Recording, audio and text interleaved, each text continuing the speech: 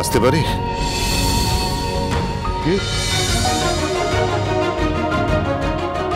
আরে আপনি আসুন আসুন আসুন আসুন আসুন আসুন।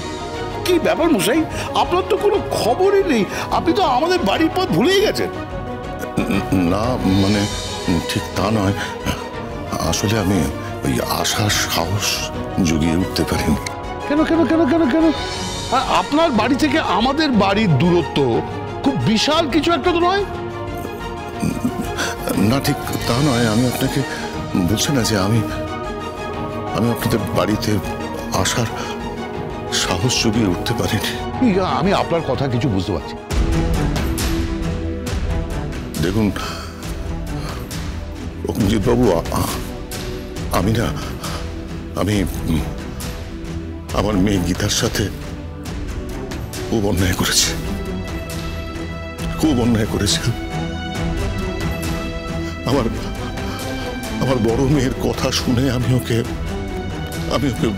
ভুল বুঝেছি।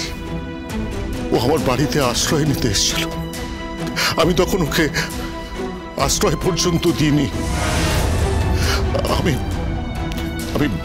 বাবা হয়ে আমি বড় ভুল করেছি। আমার প্রতিদিন খুব ইচ্ছে হয় এখানে আসা, কিন্তু একটা কোনটা বোধ আমাকে কেমন জড়িয়ে রাখে। আমাকে আসতে দেন।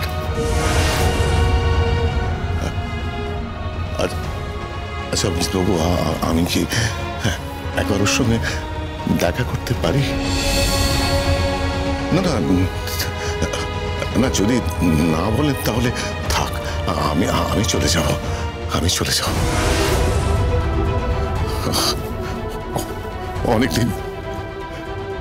অনেকদিন মেয়েটার মুখটা দেখিনি তো, তাই বড় দেখতে ইচ্ছে করে।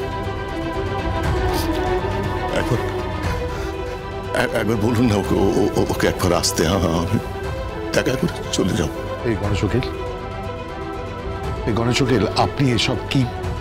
না, আমার আর আপনি আগে করতে ইচ্ছে করছে না, আমার ভালো লাগছে না। তুমি এসব কি করছো? হ্যাঁ, কেন করছো? আরে তুমি তোমার মেয়ের সঙ্গে দেখা করবে, এ কথা বলবে, তার জন্য তুমি অনুমতি নিচ্ছ আমার?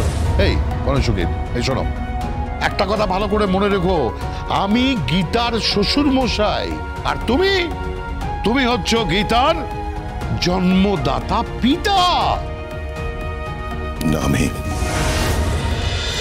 গীতা LLB সোম থেকে রবি প্রতিদিন বিকেল 5টায় স্টার জলসায় ও জিও হটস্টার।